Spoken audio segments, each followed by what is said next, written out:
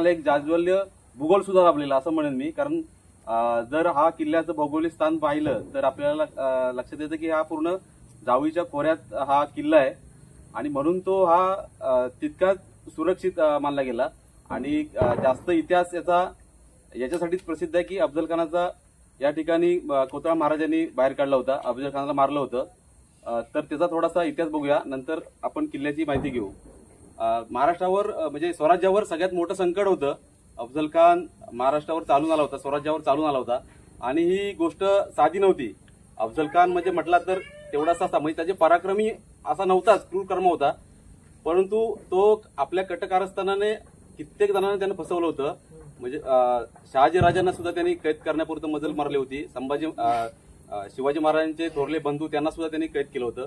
म्हणजे एवढं मोठं संकट स्वराज्यावर आलं हे साधं सुद्धा नव्हतं. आणि हे होत असताना शिवाजी महाराजांनी हाच किल्ला निवडला. कारण हा किल्ल्याचा इतिहास पाहिला तर पूर्ण जावळीच्या खोऱ्यात आहे, खूपसं अरण्य आहे बाजूला, त्याच्यामुळे शत्रूला येणं तितकंसं सोपं नाही, म्हणून हा किल्ला निवडला होता. महाराजांनी राजगडावर महाराज होते, राजगड सोडून प्रतापगडावर आले. त्यानंतर 60,000ची फौज घेऊन अफजल खान निघाला होता आणि तो वाईचा सुभेदार होता. पूर्ण मुलकाची माहिती होती त्याला. म्हणजे असं नव्हतं की हा तो कोणी नौका आहे, परंतु त्याचं सैन्य थोडंसं नौका असेल या भागातलं. त्याच्यामुळं महाराजांनी ही जागा निवडली आणि तो ज्यावेळेस निघाला होता त्यावेळेस 60,000 फौज घेऊन निघाला होता, पण ज्यावेळेस भेटला त्यावेळेस एकटा भेटला. म्हणजे हा महाराजांनी जे प्लॅनिंग केलं होतं, नियोजन केलं होतं, मला वाटतं त्या 5 मिनिटासाठी त्यांनी 1.5 वर्षाचं नियोजन केलं होतं. महाराज त्याला कसं इथपर्यंत आणायचं, एकटा कसं भेटायचं आणि इथेच कसा येईल तो, असं पूर्ण नियोजनबद्ध त्यांनी याचं केलं होतं. आणि तसं केल्यानंतर सर्वप्रथम तो वाईला आला, वाईच्या पसरणीच्या घाटावर तो तिथे थांबला होता. त्यानंतर त्यांचं वकिलामार्फत त्यांची चर्चा झाली. परंतु महाराजांना माहिती होतं जर उघड्या मैदानात जर आपण त्याच्याशी लढाई केली तर आपल्याला ते 60,000च्या फौजेसमोर आपला निभाव लागणार नाही. म्हणून महाराजांनी आपण घाबरतोय असं दाखवलं आणि त्याला या खोऱ्यात जावळीच्या खोऱ्यात प्रतापगडाच्या पायथ्याशी येणं भाग पडलं आणि तो 500 मावळे घेऊन तो या परिसरात आला.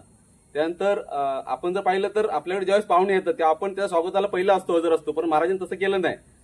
त्याला शामियाना उभारला होता आणि शामियाना असा उभारला की गेला होता की त्या ठिकाणी आल्यानंतर त्याचे डोळे दिपले पाहिजेत असं त्यांनी सजावट केली होती. रत्नजरीत हिरे लावले होते, शामियानाला सजवला होता. त्यानंतर इतकी संपत्ती त्याच्या शिवाजींकडे आहे तर शिवाजी कसं असेल, मग थोडंसं त्याचं जे विचार करण्याची आहे ती बदलली पाहिजे असं महाराजांनी प्लॅनिंग केलं होतं. आणि भेटीला सुद्धा ते लेट गेले होते.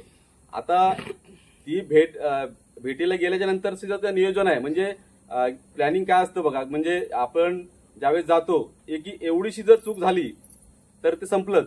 जेवढे अंगरक्षक आहेत महाराजांचे किंवा त्यांच्या बरोबरचे सरदार आहेत त्यांनी प्रत्येकाचं काम नियोजन त्यांनी ठरवून दिलं होतं, त्याप्रमाणे त्यांनी आपलं काम बजावलं.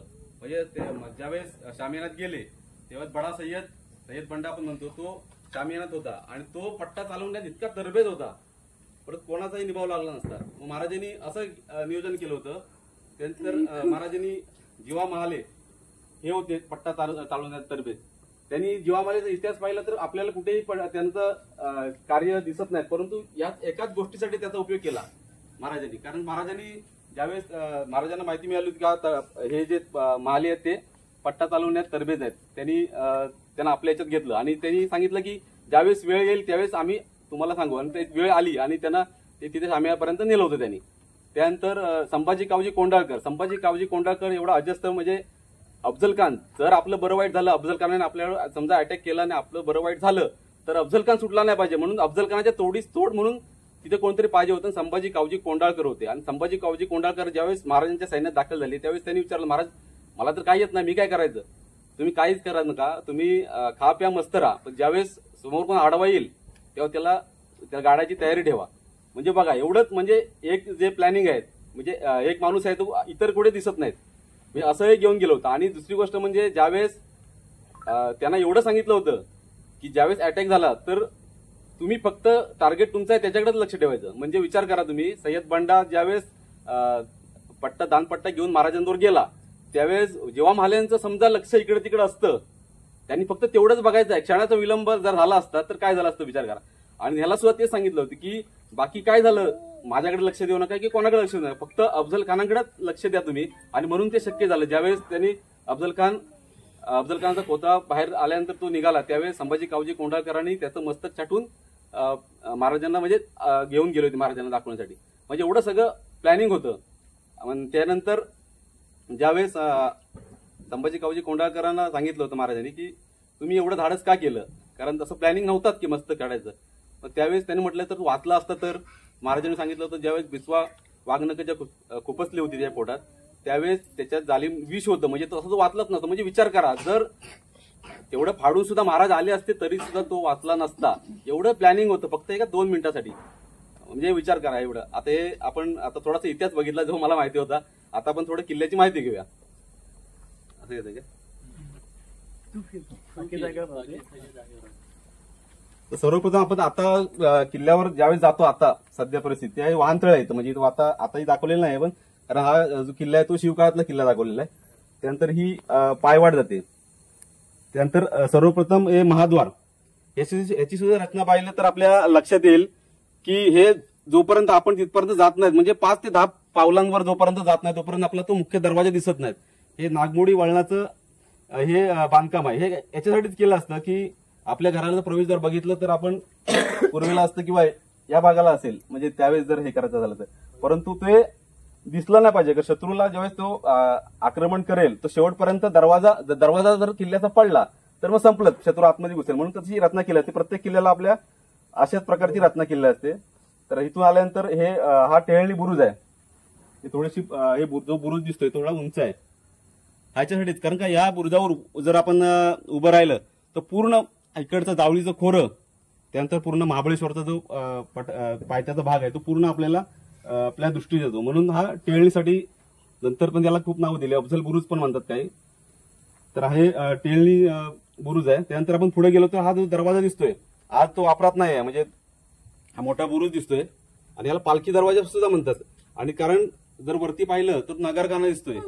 पण पूर्वी असं असू शकतं, कारण की अजून देखील या नगारखाना जो आपण म्हणतो त्या खालचा जो कातळ भाग आहे पूर्ण कातळ येतो. त्या कातळात त्या पायऱ्या अजून सुद्धा कोरलेल्या आहेत आणि खूप मोठे मोठे अशा हाईटच्या आहेत पायऱ्या. म्हणजे तो त्यावेळेस वापरातला असेल. आणि आता आपल्या सोयीसाठी आपण या भागून इकडून हे केलेलं आहे जाण्यासाठी मार्ग. तर तो हा दरवाजा येते जो आता वापरात नाही, सध्या त्याचं काम चालू आहे. त्यानंतर पुढे गेल्यानंतर तलाव आहे. आता गडावर नेमकीच तलाव आहेत, 4च तलाव आहेत. त्यातलं एक मुख्य तलाव या ठिकाणी आहे. तिथून आपण वरती चढून गेल्यानंतर नगरखाना या बाजूला आहे. त्यानंतर वर ही सगळी दुकानं लागतात पूर्ण या बाजूला. आता आपण तेवढे दाखवलेले नाहीत. पुढे गेल्यानंतर भवानी मातेचं मंदिर आहे. भवानी मातेचं मंदिर बघितल्यानंतर पुन्हा आपण आता या ठिकाणी हस्तकला केंद्र वगैरे इकडे भागात आहेत. त्यानंतर अजून एक पाण्याचा तलाव आहे या बाजूला आहे आणि हा तलाव बुरुज आहे. आणि इथून पुन्हा मागे आपण गेलो की सरळ पुढे गेल्यानंतर तो मुख्य भाग किल्ल्याचा लागतो, तो म्हणजे बाले किल्ला. आता बाले किल्ल्याची जर रचना बघितली तर बाले किल्ला म्हणजे किल्ल्यातला उंच ठिकाणी असलेला भाग आहे, तो बाले किल्ला. तर बाले किल्ल्याचा तो दरवाजा आहे, तो बाले किल्ल्याचा दरवाजा आहे. त्यानंतर त्याची सुद्धा रचना बघितली तर आपल्या लक्षात ती सुद्धा तशीच आहे, या दरवाजाची केलेली तशीच. इथून गेल्यानंतर केदारेश्वराचं मंदिर आहे. त्यानंतर पुढे गेल्यानंतर अजून एक मंदिर राहिलं, हनुमान मंदिर. शक्तीचं प्रतीक मानलं जातं. आणि ज्यावेळेस महाराजांच्या किल्ल्यात तुम्ही ज्यावेळेस प्रवेशद्वाराजवळ जाता त्यावेळेस ते बऱ्याचशा किल्ल्यात असं असतं हनुमानाचं मंदिर. तर ते हनुमानाचं मंदिर आहे बाले किल्ल्याच्या दरवाजा अगदी बरोबर समोर. त्यानंतर बाले किल्ल्यातून आतमध्ये गेल्यानंतर केदारेश्वराचं मंदिर आहे. केदारेश्वर मंदिर थोडं बाहेर आल्यानंतर आता आपण जो महाराजांचा पुतळा बघतो त्या भागात आपण तिकडे येतो. आता तिथे छोटी छोटी घरं दाखवलेली आहेत. ही पूर्ण बाले किल्ल्याची तटबंदी आहे. त्यानंतर त्या बाजूला एक चोर दरवाजा आहे, जो आता आपल्याला तिकडे मावळाचा भाग दिसतोय. त्या बाजूला एक चोर दरवाजा आहे, इकडे एक चोर दरवाजा. ती तटबंदी तशीच खाली गेली. त्यानंतर त्या कोपऱ्यात आहे रेडका बुरुज त्या साईडला. तिकडून तटबंदीतून पुन्हा आपण असं चालत आल्यानंतर पुन्हा जे तलाव म्हटले होते ते 2 तलाव आहेत. या साईडला एक मोठा तलाव आहे आणि हे इथलं एक तलाव आहे. हे नाचकं तलाव म्हणतात. इतर विधीसाठी किंवा याच्यासाठी वापरले जातात, पाणी पिण्यासाठी वापरत नाहीत ते पाणी. आणि हा यशवंत बुरुज. आता या बुरुजाची रचना पाहिलं तर लक्षात द्या, तिहेरी तटबंदी आहे पूर्ण. तर ही अशी केलेली का असेल? आणि या किल्ल्याला प्रत्येक किल्ले आपण जे पाहतो त्या प्रत्येक किल्ल्याला एवढी तटबंदी पूर्ण नसते. तटबंदी करण्याचं कारण एकच आहे की बाकी किल्ले, आता रायगडचं उदाहरण तर घेतलं आपण, तर रायगडला एवढी तटबंदी असण्याचं कारण नाही, कारण तो पूर्ण कातळ काढ्यातच हे आहे, पूर्ण किल्ला आहे. परंतु हा किल्ला बघितला तर त्या बाजूची भाग जर सोडला तर इकडचा जो समोरचा भाग आहे डोंगराळ भाग आहे, तो म्हणजे पूर्ण असे आपण तासलेले कडे वगैरे असे नाही आहेत, म्हणून ही पूर्ण सुरक्षेसाठी ही पूर्ण तटबंदी या किल्ल्याला दिसेल. अशी कुठेच नाही असं की मोकळं आहे, तशी ही पूर्ण तटबंदी आहे. आणि हे बाले किल्ल्याची तटबंदी आहे. इकडून गेल्यानंतर पुन्हा आपण ही 13 तटबंदी, हे 3 बुरुज आहेत एकामागून एक. शत्रू आणि हा जो समोरचा भाग आहे, इथं समजा शत्रूंनी मोर्चे लावले तर हा इकडून अटॅक जर केला तर इथून ते सुरक्षित राहण्यासाठी 3 तटबंदी आहेत. म्हणजे एक सतत तटबंदी पडलीच तर दुसरी रक्षण करेल, तिसरी रक्षण करेल, अशी ती तटबंदी आहे. हा मुख्य बुरुज आहे यशवंत बुरुज. आणि या बाजूने आपण पुन्हा आलो फिरून तटबंदीवरून, पुन्हा आपण तलावाच्या इथे खाली उतरलो आणि असं आपला पूर्ण किल्ला फिरून झाला.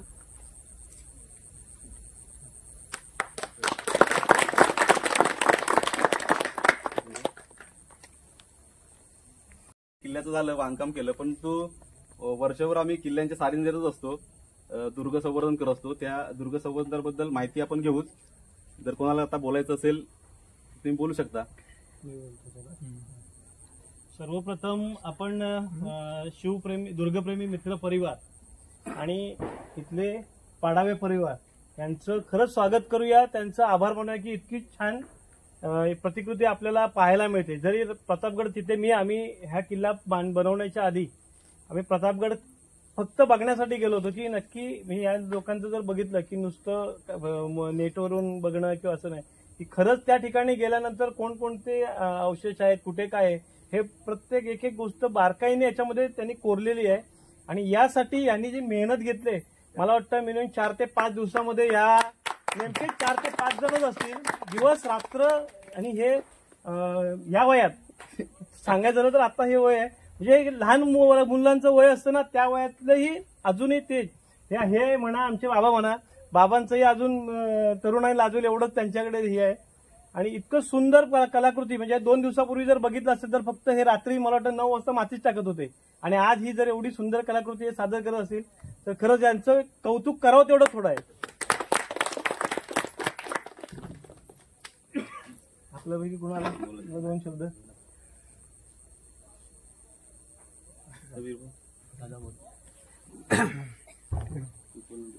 नमस्कार सगळ्यांना, जय शिवराय. आज आपण हा जो प्रतापगड किल्ला बघतोय तो अक्षरशः म्हणजे एवढा भव्य किल्ला आज आपल्याला एवढ्या जागेत, एवढीशा जागेत बघायला मिळतोय आपल्या रोहित दादामुळे. आणि आपल्याला सगळेच गड एवढीशा जागेत बघायला मिळतात की जे अक्षरशः 5-5, 6-6 दिवस बघून पण पूर्ण होणार नाहीत. हा एक वेळ होईल. तो राजगड असेल, रायगड असेल, राजगड पण आपण बघितलाय, तोरणा तर नाहीच होणार 3-4 दिवसात बघून. तर हे एवढे गड मोठे मोठे आपल्याला एवढ्या जागेत आपल्याला बघायला मिळतात त्याच्या कृपेमुळे आणि महाराजांचा आशीर्वाद आहे. म्हणजे अक्षरशः इतिहास म्हटलं की गड म्हटलं, इतिहास म्हटलं की रोहिदाचं नाव समोर येतं आमच्या. म्हणजे तो माणूस भेटणार नाही, म्हणजे आज आम्हाला भेटला.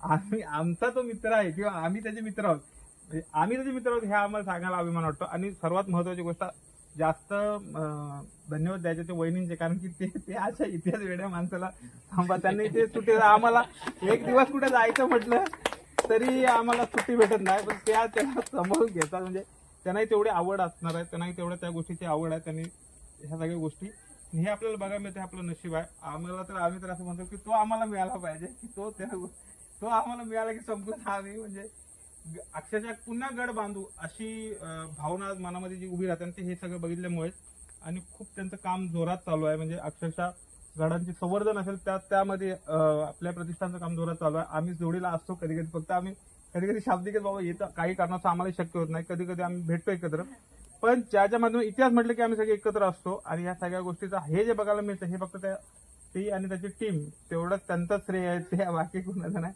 आणि हे आपण आज आपल्याला जो बघायला मिळतोय त्याबद्दल मी तरी आभार मानतो की त्याने आम्हाला इन्व्हाइट केलंय आणि आम्हाला हा बघायला मिळालाय. बाकी बस, धन्यवाद. समीरबद्दल 2 मिनिटं बोलतो, कारण तो सांगितलं नाही.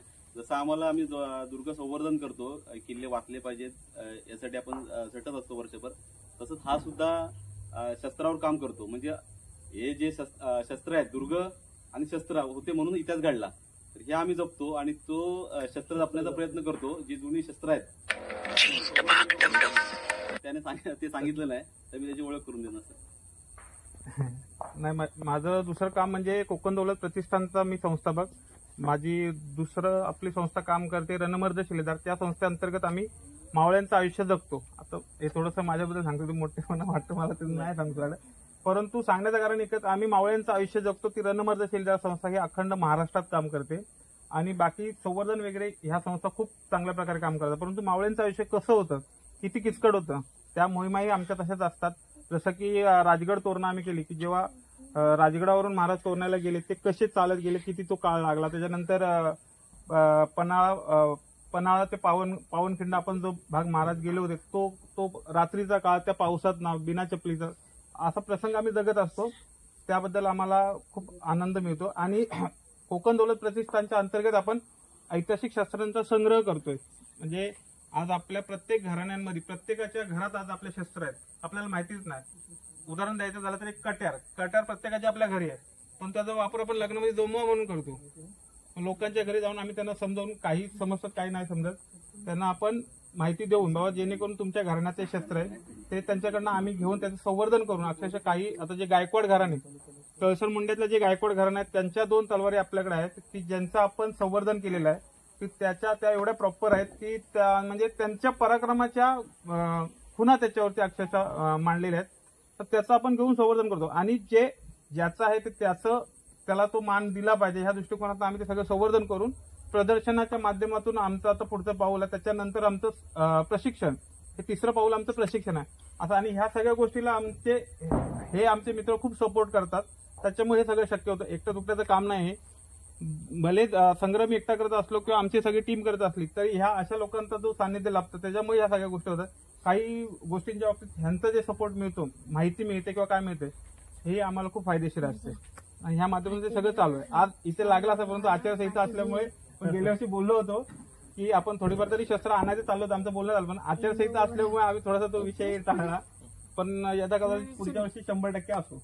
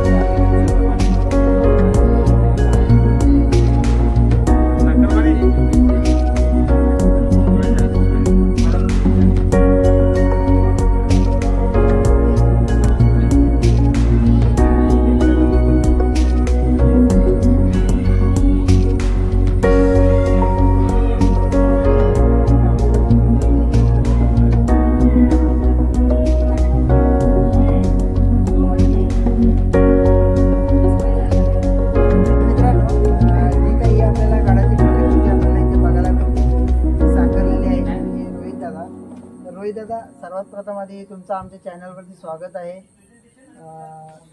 सर्वात प्रथम आधी तुमचं नाव सांगा आणि आपल्या जी काही दुर्गा प्रतिष्ठानची संस्था आहे त्याबद्दल तुम्ही जे काय कार्य करता, जे कुठे गड संवर्धन हे अशी छोटी छोट्या प्रतिकृती म्हणजे दरवर्षी तुम्ही म्हणजे आता मला समीरदाने सांगितलं की दरवर्षी या ठिकाणी कोणत्या ना कोणत्या तरी किल्ल्याची छोटीशी प्रतिकृती बघायला भेटते. कारण ज्या लोकांना असे गड किल्ले फिरायला भेटत नाहीत तर ते लोक इथे येऊन बघू शकतात. तर त्याबद्दल तुम्ही थोडीशी माहिती सांगा. नमस्कार, माझं नाव रोहित रमेश पांडे. गेली 5 वर्ष मी दुर्गावीर प्रतिष्ठान या संस्थेत कार्यरत आहे आणि दुर्गावीर प्रतिष्ठान ही संस्था गेली 16-17 वर्ष महाराष्ट्रातील अपरिचित गडकिल्ल्यांवर सातत्याने संवर्धनाचं काम करते.